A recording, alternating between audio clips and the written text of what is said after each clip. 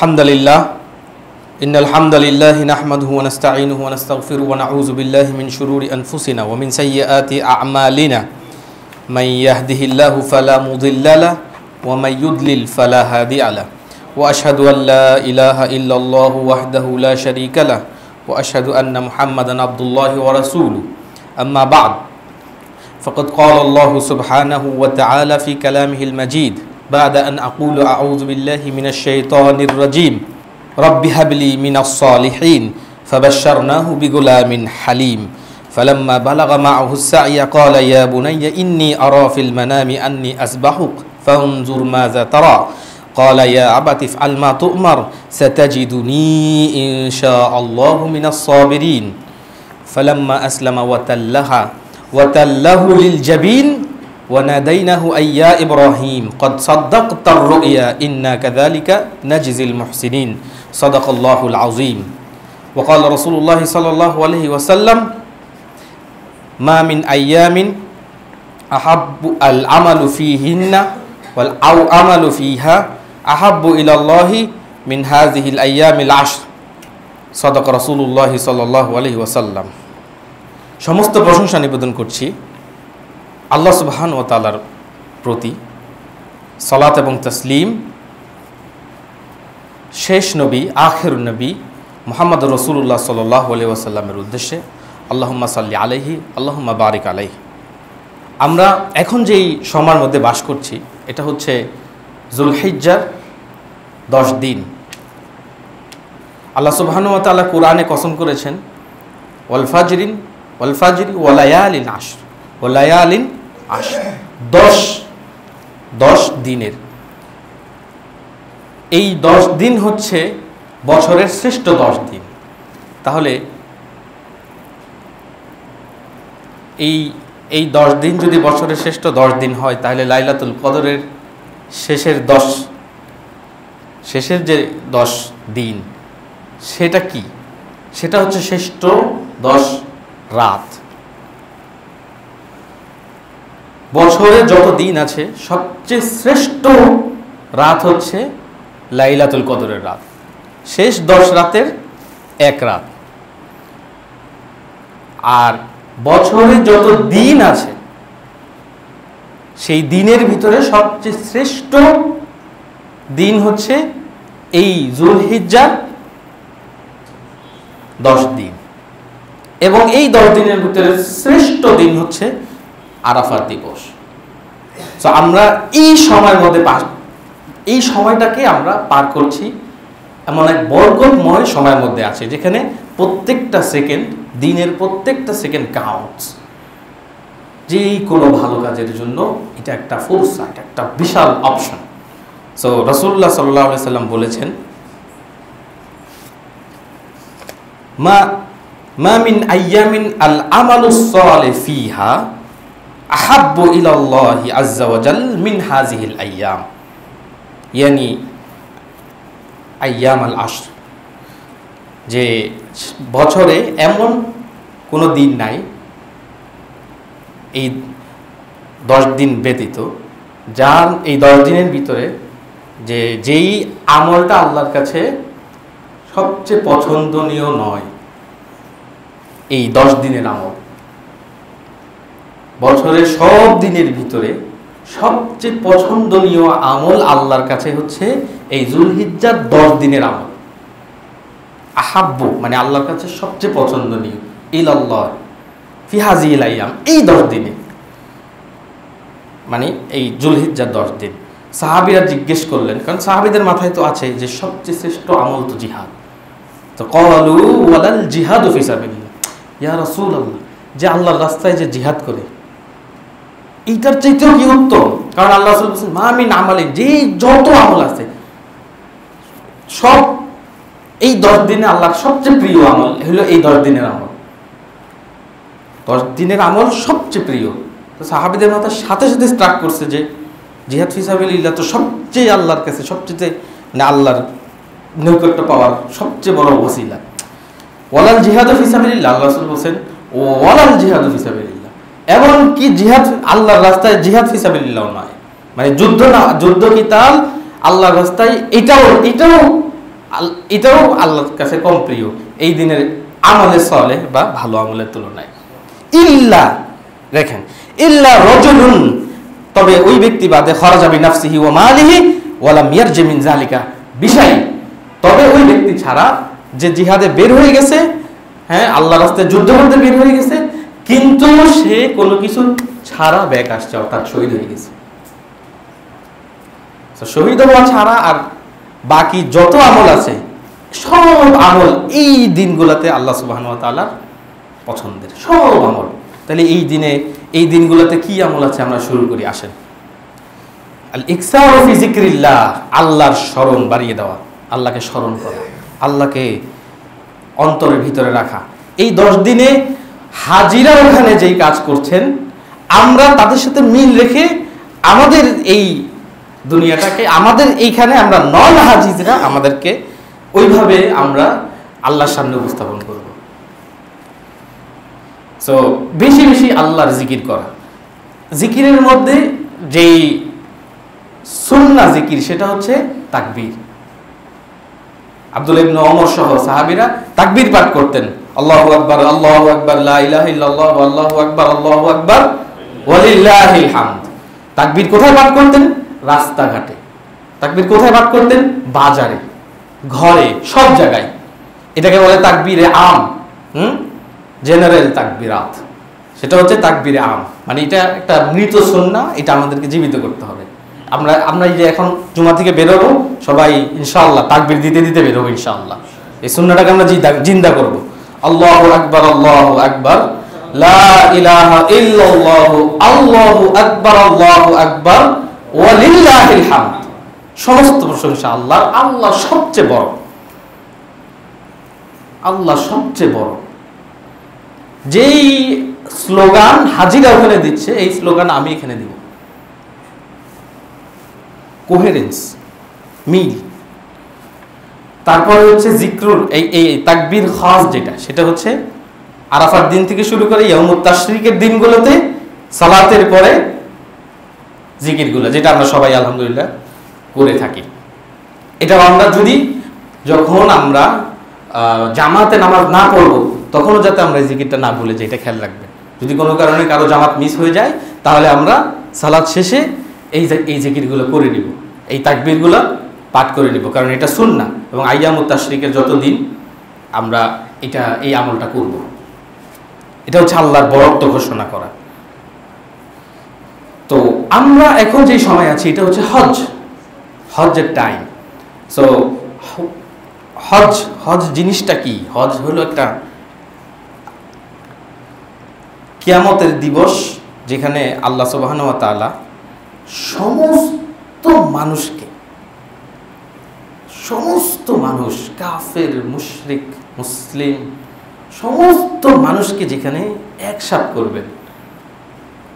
ওই কিয়ামতের যে সিনারিও, হজের সেই সিনারিওটা হচ্ছে সেই রকম, যেখানে বান্দারা হাজির হয় এক কাপড়ে, যেখানে বান্দারা আল্লাহর সামনে এক্সপোজড। কে রাজা, কে ফকির, কে বড়লোক, কে ধনী, কে মিনিস্টার, কে প্রাইম মিনিস্টার, আর কে একবারে মানে খেতে পারে না, সবার এক পোশাক। আরবরা বলে যে মাথার যে পাগড়ি, এটা হচ্ছে সম্মান। মাথার পাগড়িটা হচ্ছে সম্মান। সো আমি যখন কারোর জন্য পাগড়ি খুলে দিব, দ্যাট মিনস আমি তাকে সম্মান করতেছি। বলে না হ্যাটস অফ, আমি তাকে সম্মান করতেছি। সো আল্লাহ আমাদেরকে হজে ডাকছেন যে না, তোমার মাথায় পাগড়ি টুপি থাকবে না, তোমার এই যে মাথার উপরে যে আমরা মুকুটটা লাগাচ্ছি, এটা তো না, এটা তো সৌন্দর্য না, এটা থাকবে না। 2 নাম্বার কি থাকবে না? চুল থাকবে না। না, চুল তো সৌন্দর্য, এটা একটা ভূষণ, এটা একটা স্টাইল।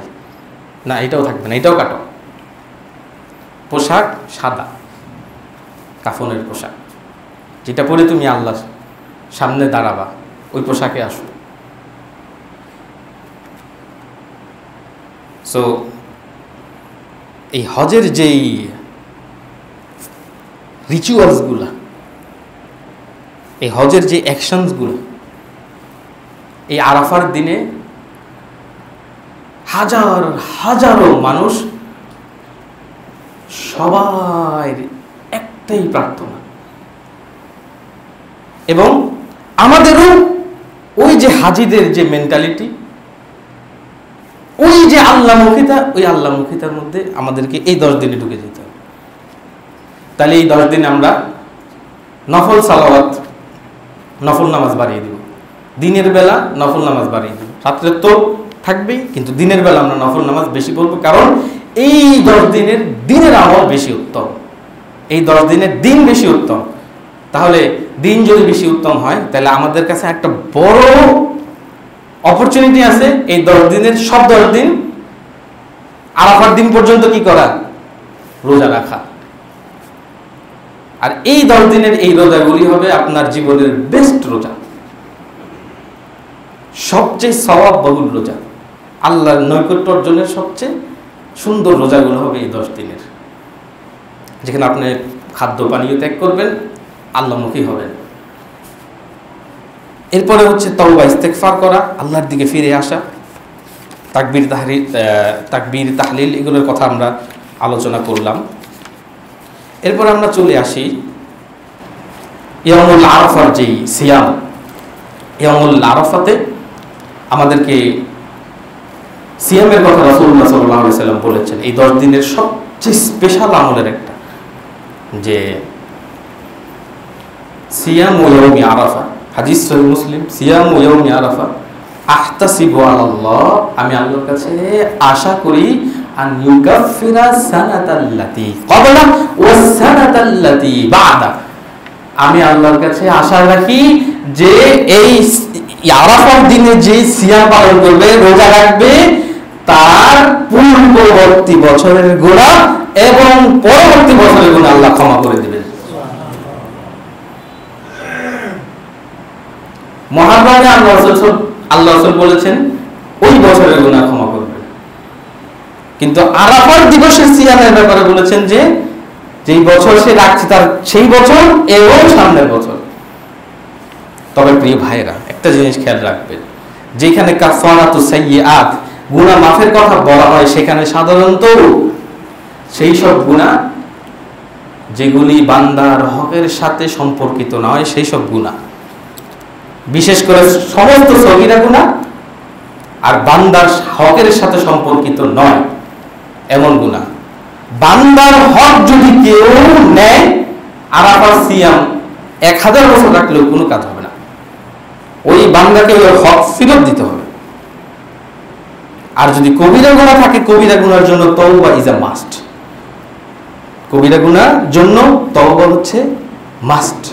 তওবা না করলেও আল্লাহ গুনাহ মাফ করতে পারেন যদি আল্লাহ চাহেন। আল্লাহর দয়া অনেক বড়। আমরা সবাই চেষ্টা করব এই 10 দিনে বেশি বেশি রোজা রাখতে। যদি কোনটা মানে যতটুকু করা যায় করব, তবে আরাফার সিয়াম হচ্ছে একবারে প্রায়োরিটি লিস্টে টপে। সো আল্লাহ সুবহানাহু ওয়া তাআলা আমাদেরকে এই 10 দিনকে হাজিদের মতো করে আমরা নিজেদের স্পিরিচুয়ালিটিটাকে, নিজেদের আত্মশুদ্ধিটাকে হাজিদের মতো করে তাদের সাথে মিল রেখে আমরা যাতে তৈরি করতে পারি। আরাফার দিন হচ্ছে দোয়া কবুলের দিন। যখন থেকে হাজিরা বসে যাবে, আপনারাও বসে যাবেন। বিশেষ করে আসরের পর থেকে মাগরিব পর্যন্ত একটানা দোয়া আর দোয়া আর দোয়া। জীবনে যা চান, রব্বানা আতিনা ফিদ দুনিয়া হাসানা ওয়া ফিল আখিরাতি হাসানা, দুনিয়ার ভালো আখিরাতের ভালো সব চান আল্লাহর কাছে। আল্লাহর কথা হচ্ছে রাসূল সাল্লাল্লাহু আলাইহি ওয়াসাল্লামের মাধ্যমে বলেছে যে বান্দা কি চায় আমি ওই দিনে দিব। এটা পাওয়ার দিন। আল্লাহর কাছ থেকে সর্বপ্রথম কি চাইবেন? আমরা আর কি চাবো? আমি যখন আল্লাহর কাছে চাইতে যাই, কিছুই তো চাইতে পারি না। প্রথমেই খালি বলি যে আল্লাহ ভুল করছি, ফিরে আসলাম, আর মাফ করে দাও। আর যাওয়ার কি আছে?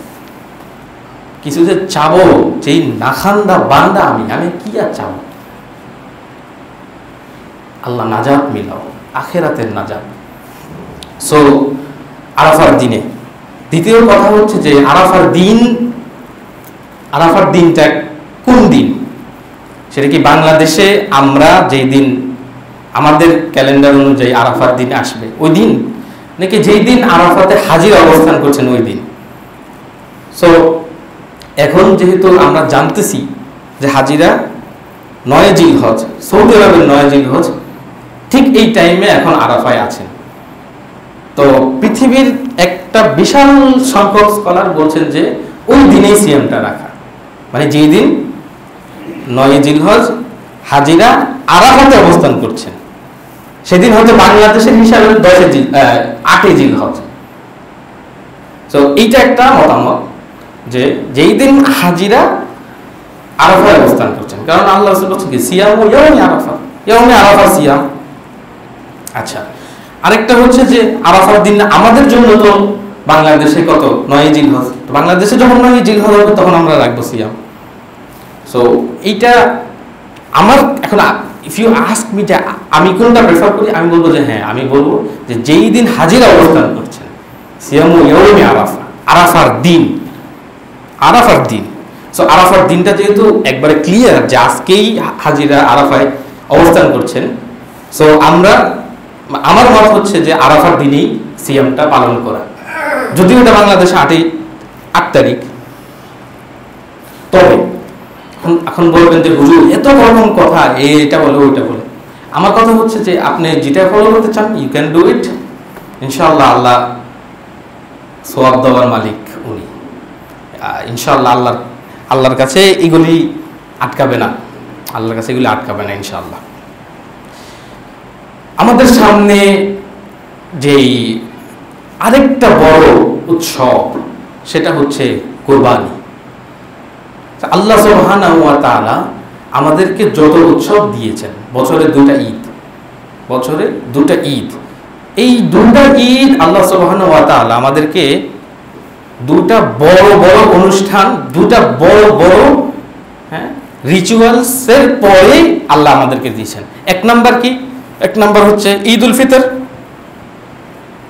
উল ফিতর হচ্ছে 30 দিন না খেয়ে থাকার প্র্যাকটিস, 30 দিন ইবাদতের প্র্যাকটিস। এইটার পর আল্লাহ বলছেন যে ওয়ালিউকাব্বিরুল্লাহ আলা মা হাদাকুম, এই 30 দিনে তোমাদেরকে আমি যে হেদায়েত দিয়েছি এই দিনে তোমরা আল্লাহর তাকবীর পাঠ করো, আল্লাহর বরত্ব পাঠ করো এবং আল্লাহ শুকরিয়া আদায় করো। সো আমাদের যেই দিবসগুলা, ইসলামের যেই ব্যালেন্স, সেটা হচ্ছে যে তুমি কষ্ট করার পরে একটা সুন্দর গিফট নাও, কসরত করো, হ্যাঁ, নফসটাকে একটু পানিশ করো, খাওয়া দাওয়া দিও না, হ্যাঁ, ওকে আটকাও, ওকে বারণ করো, হ্যাঁ, ওকে মানুষ করো, তারপরে তোমাকে একটা খাওয়ার দিন দিলাম, যাও খাও। দিন হচ্ছে এমন। সেম ইসলামের আরেকটা বড় পিলার, একটা গেল সিয়াম, আরেকটা হচ্ছে হজ। এই বড় পিলারটা যখন সবাই একসাথে পালন করা হলো, তারপরে আল্লাহ সুবহানাহু ওয়া তাআলা গিফট হিসেবে একটা ঈদের দিন দিলেন। এই ঈদে কি করবা? আমাদের কাজ কি? আমাদের কাজ হচ্ছে আল্লাহর রাহে কোরবানি করব, আল্লাহর জন্য কোরবানি করব, শুধুমাত্র আল্লাহর জন্য করব। এবং আল্লাহ সুবহানাহু ওয়া তাআলা বনি ইসরাইলকে গোশত খাওয়ার সুযোগ দেন নাই, কিন্তু আলহামদুলিল্লাহ আমাদেরকে দিয়েছেন। ওনাদের নিয়ম ছিল যে তারা কোরবানি করবে, যদি কবুল হয় তাহলে আল্লাহ আকাশ থেকে একটা বজ্রপাতের মতো পাঠাবেন, কবুল হয়েছে আলহামদুলিল্লাহ, শেষ। আর যার কবুল হয়নি তার গরু ওইভাবে পড়ে থাকবে, তার পশু ওইভাবে পড়ে থাকবে। কিন্তু আল্লাহ সুবহানাহু ওয়া তাআলা দয়া করে আমাদেরকে এই কোরবানির পুরো শেয়ারটা আমাদেরকে দিয়েছেন। রাসূল সাল্লাল্লাহু আলাইহি ওয়াসাল্লাম বলেছেন যে তোমরা খাও, ওয়াদাখিরু, হ্যাঁ, কিছু জমাও, আর ওয়া আতাইমু, আর বাকিটা খাওয়াও। সো কোরবানি হচ্ছে এটা একটা মানে স্যাক্রিফাইসের মৌসুম। এটা এটা হচ্ছে স্যাক্রিফাইসের মৌসুম, স্যাক্রিফাইসের চেতনার মৌসুম। এটা একটা আধ্যাত্মিক জগতের যে রূপকার, এই বিশ্বের যে আধ্যাত্মিক জগতের এই রূপকার, সমস্ত 3টি বড় বড় ধর্মের আধ্যাত্মিক পিতা ইব্রাহিম আলাইহিস সালাম, এটা ওনার সুন্নাহ, এটা ওনার লাইফস্টাইল, এটা ওনার থেকে আমরা পেয়েছি। তো আল্লাহ সুবহানাহু ওয়া তাআলা আমাদেরকে ইব্রাহিম আলাইহিস সালামের লাইফ থেকে কিছু লেসন নেওয়ার সুযোগ দান করুন। সূরা সাফফাতের ভিতরে আল্লাহ সুবহানাহু ওয়া তাআলা বলছেন, ওয়া ইন্না মিন শাইআতিহি লা ইব্রাহিম, আর আমার ওই বান্দাদের মধ্যে, শুকরগুজার বান্দাদের মধ্যে ইব্রাহিম, ইজ জাআ রাব্বাহু বিকলবিন সালিম, সে যখন আল্লাহর কাছে নিজেকে ধন্যা দিল, উপস্থিত হলো বিকলবিন সালিম, এক শান্ত আত্মা, একটা কল্ব, যেই কল্বটা সালিম, যে কল্বটা একেবারে পিওর একটা কল্ব নিয়ে এই ইব্রাহিম আলাইহিস সালাম, শিশু ইব্রাহিম আলাইহিস সালাম, শাব, অল্প বয়স, সে আল্লাহর কাছে ধন্যা দিলেন, আল্লাহর কাছে আসলেন। ইদ ক্বালা লিআবিহি ওয়া কওমিহি মাযা তা'বুদুন, সে যখন তার বাবাকে আর তার কওমকে, তার জাতিকে বললেন, মাযা তা'বুদুন, তোমরা কিসের ইবাদত করতেছো? এগুলো কি যেগুলো তোমরা ইবাদত করো? মা মানে এগুলো কি? বলেন না এরা কারা বা ওনারা কারা, ওনারা বা উনি, এগুলি বলে দেবতাকে সম্বোধন করেন না, বলছেন মাযা তা'বুদুন, কিসের ইবাদত করো? আইফকান আলিহাতান দুনাল্লাহি তুরিদুন, তোমরা বানোয়াট ইলাহ, বানোয়াট মাবুদ, বানোয়াট উপাসনার জিনিসকে তোমরা, মানে জিনিস তোমরা বানিয়ে সেটার ইবাদত করতেছো। যুবক ইব্রাহিম এই কথা তার জাতিকে, মূর্তি পূজক জাতিকে বলতেছেন, তার বাবা আযারকে বলতেছেন, এবং তার জাতির সামনে এই কথা বলতেছেন, যাহা তার যুগে বিদ্রোহের শামিল। কিন্তু এই যুবক ইব্রাহিম বিদ্রোহ করে বসলেন। ফামা যন্নুকুম বিরব্বিল আলামিন, আর তোমার ধারণা কি তোমার এই রব্বুল আলামিন সম্পর্কে, এই জগতের মালিক সম্পর্কে তোমাদের কি ধারণা? উনি এমন ধারণা আছে ওনার সম্পর্কে? রব্বুল আলামিন সমস্ত কিছুর মালিক, তার সম্পর্কে কি ধারণা তোমার? ফানাজরা নাজরাতান ফিন নুজুম, ইব্রাহিম আলাইহিস সালাম দৃষ্টিপাত করলেন আকাশের দিকে, আকাশের তারার দিকে। আমরা ওই ঘটনা জানি, সূরা আনামের মধ্যে আছে। একবার ইব্রাহিম আলাইহিস সালাম বললেন যে, যখন ফালাম্মা রাআ শামস, সূর্য যখন দেখলেন, বললেন যে এটা আমার রব, এটা হাজা রব্বি হাজা আকবার, এটা তো সবচেয়ে বড় রব।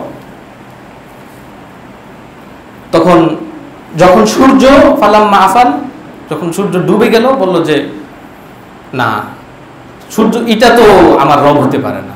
2 নাম্বার, যখন চন্দ্র দেখলেন জ্বলজ্বল করতেছে রাতের আকাশে, তখন বললেন যে এইটা আমার রব। যখন সেটাও ডুবে গেল, তখন বললেন যে না, এটা তো আমার রব হতে পারে না। তারপরে ইব্রাহিম আলাইহিস সালাম বললেন, এই যে কথাগুলা, এই কথাগুলো হচ্ছে সে তার জাতির সাথে হিকমাপূর্ণ দাওয়াতি কাজ, তার হিকমাপূর্ণ দাওয়াতি কাজ, মানে সে তার জাতিকে লেসন দেওয়ার জন্য বলতেছেন। ওই দেখো, ওই যে আকাশের এত বড় সূর্য, নিশ্চয়ই ওই রব, ওই দেবতা, হ্যাঁ, সূর্য থেকে সবকিছু, তাহলে চলো ওর ইবাদত করি। কিন্তু এটা ডুবে যাওয়ার পরে সে বললো, হায় হায়, কিভাবে তাহলে সূর্য এটা ডুবে গেল? লেসন দিচ্ছেন ইব্রাহিম আলাইহিস। এটা এমন না যে ইব্রাহিম আলাইহিস সালাম বলতেছেন যে এটা আমার রব, আমি ওকে রব হিসেবে মানলাম না। ইব্রাহিম আলাইহিস সালাম তো জানেন তার রবকে, কিন্তু তার জাতিকে সে লেসন দিচ্ছেন যে এটা আমার রব। সো এরপরে যে ফানাজরা নাজরাতান ইলান নুজুম ফাকালা ইন্নী সাকিম, সে বললো যে তোমাদের যে কালচার, তোমাদের যে মূর্তি পূজার কালচার, তোমরা যে আইডলের সামনে, মূর্তির সামনে মাথা নত করো, ইন্নী সাকিম, আমি খুবই অসুস্থ, মানে I am tired of your idolatry, তোমাদের এই মূর্তি পূজার কালচার থেকে আমি টায়ার্ড। ইন্নী সাকিম, অসুস্থ লাগতেছে, নিজেকে অসুস্থ লাগতেছে। কারণ ওই যে যা রব্বাহু বিকলবিন সালিম, একটা প্রশান্ত পরিশুদ্ধ আত্মা নিয়ে যে আল্লাহর সামনে, পরিশুদ্ধ কলব অন্তর নিয়ে যে আল্লাহর সামনে আসছেন। ফাতাওয়াল্লাউ আনহু মুদবিরিন, আর তার জাতির সব লোকেরা তার থেকে মুখ ফিরিয়ে নিল। মুখ ফিরিয়ে নিল মানে কি? বিদ্রোহ করলো, ইব্রাহিম আলাইহিস সালামের কথা মানলো না। ফারাগা ইলা আলিহাতিহিম ফাকালা আলা তাকুলুন। সো যখন জাতি মুখ ফিরিয়ে নিচ্ছে, ইব্রাহিম আলাইহিস সালাম এখন তার নতুন কৌশল অ্যাপ্লাই করতেছেন। সে তার কৌশলে তার জাতিকে বুঝাবেন যে এই মূর্তিগুলা কিছু না। সো ইব্রাহিম আলাইহিস সালাম মূর্তির দিকে ফিরলেন এবং বললেন যে মা লাকুম লা তানতিকুন, ওমা তোমরা কথা বলো না কেন? হ্যাঁ, তোমাদের যদি এত শক্তি থাকে, এত পাওয়ার থাকে, তাহলে একটু কথা বলো। মা লাকুম লা তানতিকুন ফারাগা আলাইহিম দারবান বিল ইয়ামিন। হ্যাঁ, ডান হাত দিয়ে একটাকে ইব্রাহিম আলাইহিস সালাম ভেঙে ফেললেন। ফাআকবালা ইলাইহি ইয়াজিফুন, এখন তার কওম, তার জাতি তার উপরে খুব রাগ, হ্যাঁ, খুব দ্রুততার সাথে তার পিছনে ছুটলেন, ইব্রাহিম আলাইহিস সালামের পিছনে ছুটলেন যে আমাদের ইলাহ, আমাদের এই উপাস্য, আমাদের এই মাবুদ, আমাদের এই দ্বীন, আমাদের এই ধর্ম, আমাদের এই চেতনা, হ্যাঁ, আমাদের এই চেতনার উপরে ইব্রাহিম আলাইহিস সালাম আঘাত করছে। আমাদের এই 1000 বছরের স্মৃতি, হ্যাঁ, আমরা আমাদের বাপ দাদা 14 গোষ্ঠী যে জিনিস করে আসতেছি, ইব্রাহিমের এত বড় সাহস, সে এটা ভেঙে ফেলছে। তখন ইব্রাহিম আলাইহিস সালাম বললেন যে আচ্ছা ফাআকবালু ইলাইহি, আচ্ছা ক্বালা আতা'বুদুনা মা তানহিতুন, তাহলে তোমরা কি এমন জিনিসের ইবাদত করো যেটা তোমরা নিজেরাই বানাও, যেটা তোমরা নিজেরাই বানাও। আল্লাহু খালাকাকুম ওয়া মা তা'মালুন, কিন্তু আল্লাহ তোমাদের সৃষ্টি করছেন এবং তোমরা যা করো সেটাও আল্লাহর সৃষ্টি। শুধু তুমি না, তোমরা যা বানিয়েছো মূর্তি এবং তোমাদের সমস্ত আমল, এটাও আল্লাহর সৃষ্টি। ক্বালু ইবনু লাহু বুনিয়ানান ফাআলকুহু ফিল জাহিম। তো ওই সময়কার যে তাদের যে কমিউনিটি, তাদের যে দেশ, তাদের যে রাজা, তারা বলল যে বিশাল একটা খুঁড়ো, জায়গা খুঁড়ো, ওখানে আগুন জ্বালাও। ফালকু ফিল জাহিম, জাহিম মানে কঠিন আগুন। কোরআনে জাহিম, জাহান্নামকে জাহিম বলা হয়, জাহিম কঠিন আগুনে ওকে নিক্ষেপ করো। সো এটা হচ্ছে ইব্রাহিম আলাইহিস সালামের জীবনের থেকে আমাদের ফার্স্ট লেসন হচ্ছে যে প্রথমে তিনি তার রবের কাছে আসছেন একটা ভালো অন্তর নিয়ে, একটা পরিষ্কার অন্তর নিয়ে, একটা তাওহীদের অন্তর নিয়ে, একটা আল্লাহমুখী অন্তর নিয়ে, যে অন্তরটা কানেক্টেড উইথ আল্লাহ, একটা খালেস অন্তর, কাচের মতো পরিষ্কার। এই যুবকটা যখন দেখতেছেন যে আমার কওম, আমার জাতি, তারা এমন জিনিসের পূজা করে যে জিনিস না কথা বলতে পারে, না আমার কোনো উপকার করতে পারে, তাহলে আমি কেন তাকে ডাকবো? যেই জাতি আকাশ চাঁদের পূজা করে, যে জাতি গ্রহ নক্ষত্রের পূজা করে, তা আমি কেন তাকে ডাকবো? কিন্তু জাতি যখন তার বিরুদ্ধে দাঁড়ালেন, ইব্রাহিম আলাইহিস সালাম শাস্তি মাথা পেতে নিলেন। এটা একটা শিক্ষা যে ইসলামের সবচেয়ে বড় শিক্ষা হচ্ছে, ইসলামের সবচেয়ে বড় পাওয়ারফুল কালিমা হচ্ছে তাওহীদ, লা ইলাহা ইল্লাল্লাহ। সব নবীদের কালিমা, লা ইলাহা ইল্লাল্লাহ, আল্লাহ ছাড়া কোনো মাবুদ নাই। সমাজে যত আইডল, যত মূর্তি আমরা পাবো, ওই মূর্তির সাথে এইভাবে আচরণ করতে হবে। এটা হচ্ছে ইব্রাহিম আলাইহিস সালামের জীবনের ফার্স্ট শিক্ষা। ইব্রাহিম আলাইহিস সালামের জীবনের ফার্স্ট শিক্ষা। সো এটা আমাদের জীবন, আমাদের ইব্রাহিম আলাইহিস সালাম থেকে নিতে হবে। আমাদের মূর্তি কি? আফারাআইতা মান ইত্তাখাযা ইলাহাহু হাওয়া, তুমি কি দেখেছো তাকে? আল্লাহ কোরআনে বলছেন যে তার নফসের তাড়নাকে ইলাহ হিসেবে ইলাহ বানিয়ে ফেলেছে, গড বানিয়ে ফেলেছে তার নফস। নফস যেই আদেশ দেয় সেই আদেশ চলে। নফস বলতেছে টাকা বানাইতে হবে, সে টাকার পিছনে ছুটে। নফস বলতেছে যে পরক্রিয়াতে লিপ্ত হওয়া সমস্যা নেই, চলবে। নফস বলতেছে যে আমি আমার ইগোর সামনে দিনের এই বিষয় মানতে পারবো না। নফস বলতেছে যে মুসলিম বিশ্ব সেকুলারিজম দ্বারা চলা উচিত। নফস বলতেছে যে আল্লাহর আইন ব্যাকডেটেড। নফস বলতেছে যে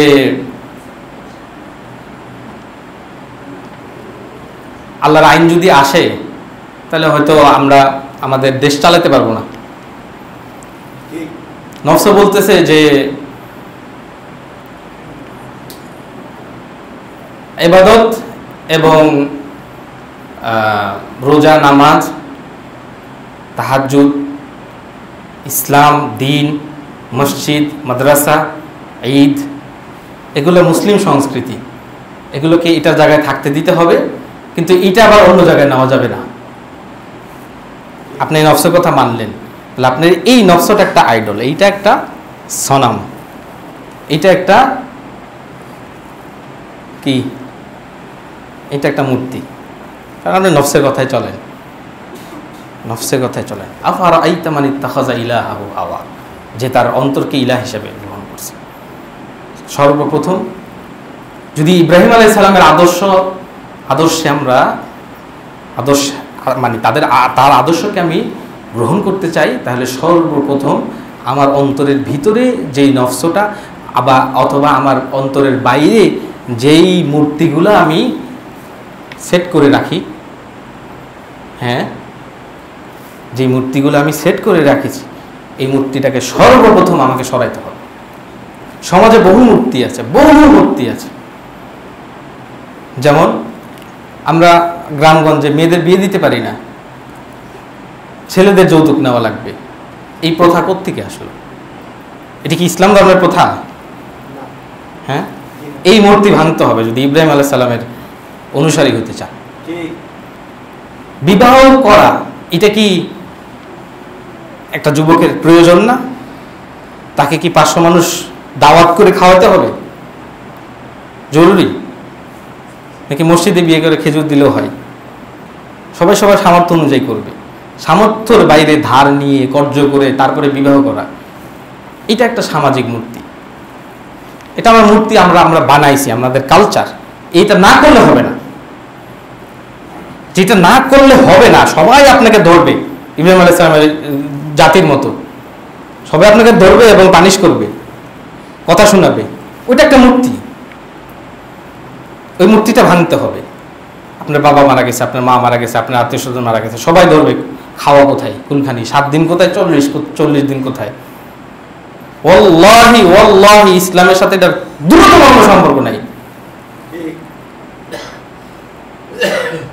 এটা একটা হিন্দু কালচার, হিন্দু ধর্মের সাথে আমাদের কোনো সমস্যা নেই। এটা একটা হিন্দু, তাদের কালচার। এটা তারা মানুষ মারা গেলে এগুলো করে। আরেকটা জায়গা আমি পেয়েছি, সেটা হচ্ছে যে ফেরাউনদের কালচার এটা।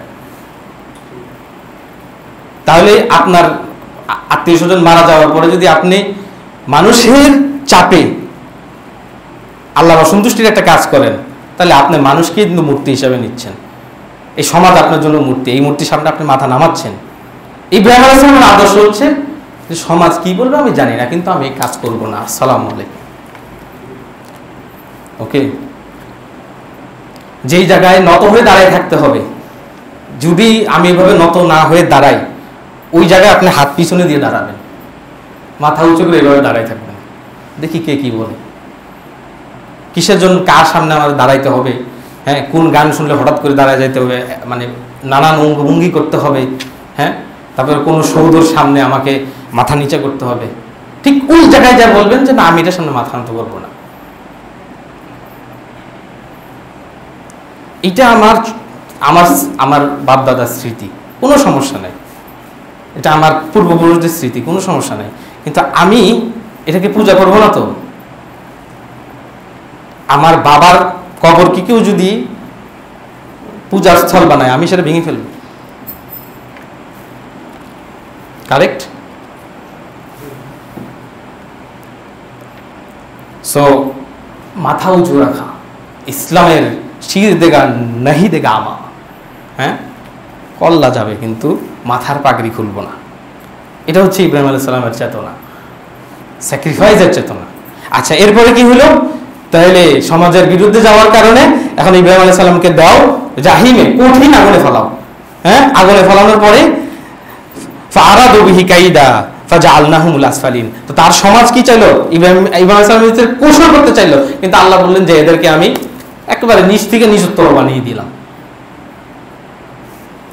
তারপরে আল্লাহ সুবহানাহু ওয়া তাআলা বললেন, ইব্রাহিম আলাইহিস সালাম বলল, ওয়া ক্বালা ইন্নী যাহিবুন ইলা রাব্বি সাইয়াহদিন, আমি আল্লাহর দিকে রওনা দিলাম। আল্লাহর দিকে রওনা দিলাম মানে কি? তোমাদের এই নষ্ট সমাজে, কুলুষিত সমাজে আমি আর থাকবো না। অন্তরটা পরিষ্কার পরিষ্কার, যেখানে থাকতে পারি ওখানে চলে যাব, তোমাদেরকে ত্যাগ করলাম। হ্যাঁ, আমি আল্লাহর দিকে যাচ্ছি। সে কিন্তু যাচ্ছেন আরেক জমিনে, আরেক জায়গায়, কিন্তু বলছেন কি আমি কার দিকে যাচ্ছি? আল্লাহর দিকে যাচ্ছি। সাইয়াহদিন ফালাম্মা, তারপরে অনেক দিন পরে, অনেক দিন, দীর্ঘ দিন পরে বর্ণনায় এসেছে যে ইব্রাহিম সালামের বয়স যখন প্রায় 80, তার আগে ইব্রাহিম আলাইহিস সালামকে আল্লাহ সন্তান দেন নাই। ইব্রাহিম আলাইহিস সালামের জীবনে একটার পর একটা পরীক্ষা। সে তার জায়গায় থাকতে পারলেন না, তাকে আগুনে নিক্ষিপ্ত করা হলো, সে তার জায়গায় থাকতে পারলেন না, সে মিশরে চলে গেলেন, সেখানে সারাকে বিয়ে করলেন এবং দ্বিতীয়ত হাজেরাকে বিয়ে করলেন। কোনো জায়গা থেকে তার সন্তান আসলো না। তারপরে ইব্রাহিম আলাইহিস সালাম তার শেষ বয়সে আল্লাহর কাছে দোয়া করলেন। এই যে কোরআনে আল্লাহ বলতেছে, রব্বি হাবিলি মিনাস সলিহিন, আল্লাহ তুমি আমাকে, আল্লাহ তোমাদের সলেহ বান্দা, হ্যাঁ, পূর্ণবান বান্দাদের মধ্যে একজনকে আল্লাহ তুমি হেবা করো, গিফট করো, দান করো। আল্লাহ সুবহানাহু ওয়া তাআলা বললেন, ফাবাশশারনাহু বিগুলামিন হালিম, আমি ইব্রাহিম আলাইহিস সালামকে একটা সুসংবাদ দিলাম, ছোট এক সন্তানের যে হালিম, যে যার ভিতরে হেলম আছে, যে যার ভিতরে প্রজ্ঞা আছে, বুদ্ধিমত্তা আছে, হ্যাঁ, সবর করার, সংযম করার ক্ষমতা আছে, এরকম একটা সন্তানকে আমি দিলাম, ইসমাঈল আলাইহিস সালাম। ইব্রাহিম আলাইহিস সালামের শেষ বয়সে উনি এমন একজনকে পেলেন যার সারা জীবনের একটাই ছিল যে তার সন্তান ছিল না, আল্লাহ তাকে একটা সন্তান দিলেন। এই যে প্রিয় সন্তান, তার জীবনের একটার পর একটা কষ্ট, একটার পর একটা পরীক্ষা, একটার পর একটা পরীক্ষা, একটার পর একটা পরীক্ষা, জীবনের শেষে একটা সন্তান আল্লাহ পেলেন। ইব্রাহিম আলাইহিস সালাম সন্তানের প্রতি ঝুঁকে গেলেন, সন্তানের প্রতি আদর মায়া তৈরি হলো, সন্তানের প্রতি ভালোবাসা তৈরি হলো। একমাত্র সন্তান, তাও ছেলে, উনি নবী হবেন, উনি ইব্রাহিম আলাইহিস সালামের যে লেগেসি, তার যেই মতাদর্শ, সেটাকে ক্যারি করবেন। আল্লাহ সুবহানাহু ওয়া তাআলা বললেন যে ফালাম্মা বালাগা মাআহু সাইয়া, যখন সে একটু চলাফেরা করতে পারে, হ্যাঁ, মক্কায় তাদেরকে রেখে আসছেন, হ্যাঁ, তার মাঝখানে আরো অনেক ঘটনা আছে, মক্কায় তাদেরকে রেখে আসছেন, ওখানে আপনার যে জমজমের পানি তৈরি হলো, ইত্যাদি ইত্যাদি। আর ইব্রাহিম আলাইহিস সালাম থাকেন হচ্ছে আরেক এরিয়াতে, কিন্তু উনি ওনাদেরকে ওখানে রেখে তারপরে চলে আসলেন। এটাও আল্লাহর পক্ষ থেকে একটা পরীক্ষা ছিল। তো যখন ইসমাইল হাঁটা চলা করতে পারে, হ্যাঁ, ক্বালা ইয়া বুনাইয়া ইন্নী আরা ফিল মানাম, হে আমার সন্তান, আমি তো স্বপ্নে দেখি, আমি তো আল্লাহর পক্ষ থেকে এটা দেখতেছি যে আন্নী আসবাহুক, আমি তো তোমাকে জবাই করতেছি। এই আদরের সন্তান যাকে সারা জীবন পরে উনি পেলেন, আল্লাহ উনি স্বপ্নে দেখতেছেন, আল্লাহ তাকে দেখাচ্ছেন যে আমি আমার এই আদরের সন্তানটাকে আমি স্যাক্রিফাইস করতেছি, এই আদরের সন্তানটাকে আমি কুরবানি করতেছি। ইন্নী আসবাহুক ফানজুর মাজা তারা, নবী আল্লাহর পক্ষ থেকে স্বপ্ন দেখছেন, আর তার ছোট সন্তান বালাগা মাআহু সাইয়া, হাঁটা চলা করতে পারে 7-10 বছর, ওকে বলতেছেন ফানজুর মাজা তারা, তুমি দেখো কি, তোমার কি মতামত। তখন ইসমাঈল আলাইহিস সালাম, রাসূল সাল্লাল্লাহু আলাইহি সাল্লাম ইসমাঈল আলাইহিস সালামের বংশের, উনি বললেন যে ইয়া আবাতি, হে আব্বা, ও আমার আব্বা, ইফআল মা তুমার, তুমি ওটাই করো যেটা তোমাকে বলা হচ্ছে। সাতাজিদুনি ইনশাআল্লাহু মিনাস সাবিরিন, সাতাজিদুনি, তুমি আমাকে পাবে ইনশাআল্লাহ, আল্লাহ চাহে তো সবরকারীদের মধ্যে। আল্লাহ তোমাকে যেটা আদেশ দিয়েছেন কুরবানি করার, কারণ আমি তোমার প্রিয়, প্রিয়, সবচেয়ে প্রিয় সন্তান, সারা জীবনের একটা কর্মফসলের মতো। তুমি আল্লাহ যদি এটাতে রাজি থাকেন, তাহলে আমি এখানে আছি, সাতাজিদুনি ইনশাআল্লাহু মিনাস সাবিরিন, তাহলে তুমি আমাকে সবরকারীদের মধ্যে পাবে ইনশাআল্লাহ। ফালাম্মা আসলামা, যখন দুজনেই করলেন, আসলামা মানে আল্লাহর কাছে আত্মসমর্পণ করলেন। আল্লাহর এই কিসে, আল্লাহর এটা কিন্তু আল্লাহর একটা পরীক্ষা, একটা নির্দেশ এবং পরীক্ষা। ফালাম্মা আসলামা, যখন দুজনেই আত্মসমর্পণ করলেন, কার সামনে? মাথার মতো কার সামনে করলেন? আল্লাহর সামনে করলেন। ওয়াতাল্লাহু লিল জাবিন, ইব্রাহিম আলাইহিস সালাম ইসমাঈল আলাইহিস সালামকে ধরে শুয়ে ফেলেছেন যে আল্লাহ রাহে ওকে আল্লাহর কাছে দিয়ে দিব, জবাই করে দিব।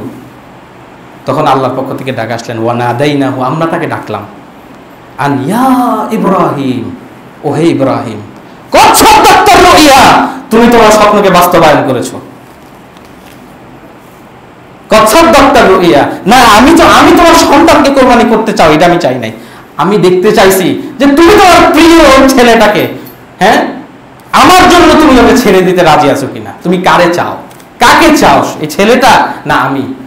ইব্রাহিম সালাম যখন বললেন আমি, ইব্রাহিম সালাম যখন বললেন যে না আমার সন্তান না আল্লাহ, ইব্রাহিম সালামের সন্তান যখন বললেন যে বাবাও না আমিও না, আমার জানার দরকার নাই আল্লাহ, তখন আল্লাহ সুবহানাহু ওয়া তাআলা বললেন, কদ সাদ্দাকতা রুইয়া, হইছে, লাগবে না, আমি জবাই চাই নাই, আমি এই সন্তানের প্রাণ চাই নাই, আমি এটা দেখতে চাইছি এই পরীক্ষাটা তুমি পাশ করো কিনা।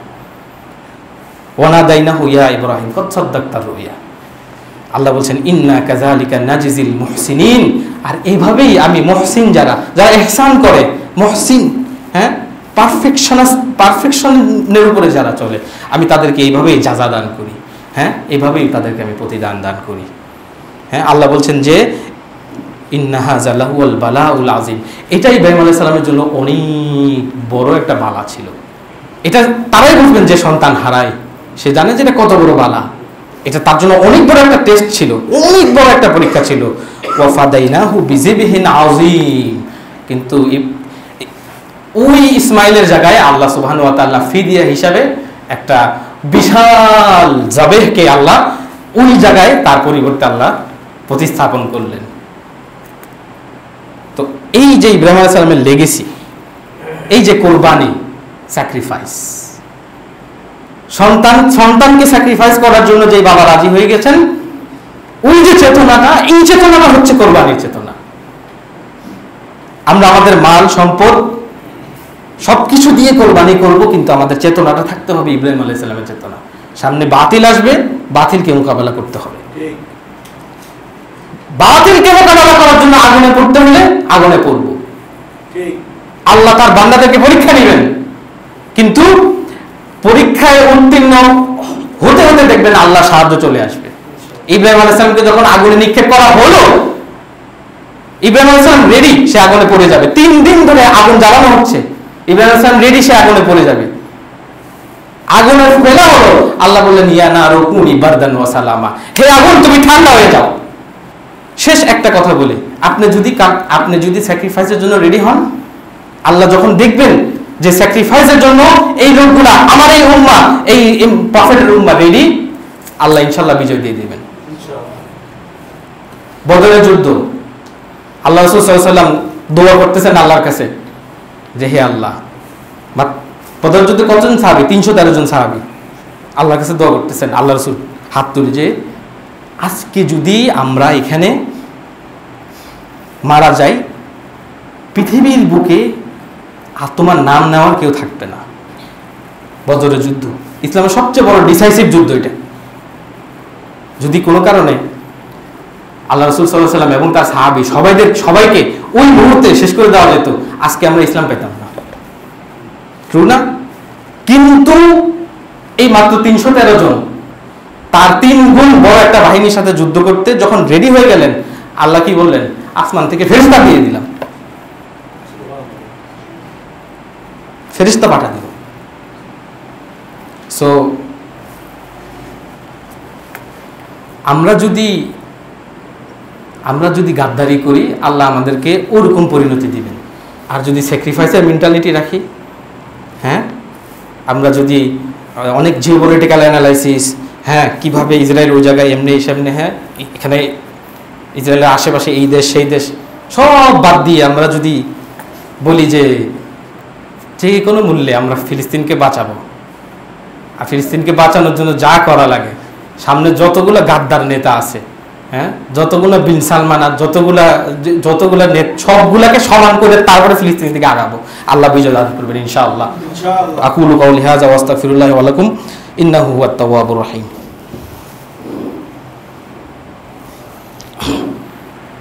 আলহামদুলিল্লাহি রাব্বিল আলামিন ওয়া সলাতু ওয়া সালামু আলা সাইয়্যিদিল মুরসালিন ওয়া আলা আলিহি ওয়া সাহবিহি আজমাইন, খুসুসান আলা নবীল মুস্তাফা আল্লাহুম্মা সাল্লি আলা মুহাম্মদ ওয়া আলা আলি মুহাম্মদ কামা সাল্লাইতা আলা ইব্রাহিম ওয়া আলা আলি ইব্রাহিম ইন্নাকা হামিদুম মাজিদ। আল্লাহুম্মা বারিক আলা মুহাম্মদ ওয়া আলা আলি মুহাম্মদ কামা বারাকতা আলা ইব্রাহিম ওয়া আলা আলি ইব্রাহিম ইন্নাকা হামিদুম মাজিদ। ইয়া আইয়ুহাল মুসলিমুন তুবু ইলাল্লাহি তাআলা তাওবাতান নাসুহা। ফাকালা সুবহানাহু ওয়া তাআলা তুবু ইলাল্লাহি জামিআন আইয়ুহাল মুসলিমুন ইন্নাল্লাহা আমারা বিল ইহসানি ফি কুল্লি শাই। ইযা যাবাহতুম ফাআহসিনুল কিতলা ফাইযা কাতালতুম ফাআহসিনুল কিতলা ওয়াল ইউহিদ শাফরাতাহু কামা ক্বালা রাসূলুল্লাহ সাল্লাল্লাহু আলাইহি ওয়াসাল্লাম। ফাহাযিহিল উদহিয়া আল্লাযী আমামানা ফানারজু মিনাল্লাহি তাআলা আন ইয়াতাকাব্বাল উদহিয়াতানা, আন ইয়াতাকাব্বাল দুআআনা ফি হাযিহিল আইয়াম ওয়া ইয়াতাকাব্বাল কুল্লুল আশিয়া আল্লাযী নারজু মিনাল্লাহি তাআলা القبول والإحسان. فالله سبحانه وتعالى يمن علينا بالإسلام. اللهم أعز الإسلام والمسلمين. اللهم انتصر المجاهدين في الغزة. اللهم احفظ بلادنا. اللهم احفظ أهل غزة. اللهم احفظ الناس في فلسطين.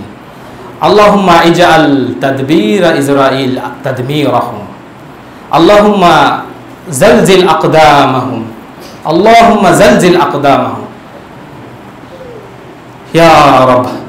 إن الله أمر بالإحسان وأمر بالصلاة ونهى عن الصلاة. إن الله يأمر بالصلاة وينهى عن الصلاة. إن الله يأمر بالعدل والإحسان وإيتاء ذي القربى وينهى عن الفحشاء والمنكر والبغي يعظكم لعلكم تذكرون. فاذكروا الله يذكركم وادعوه يستجب لكم ولذكر الله أكبر والله يعلم ما تصنعون.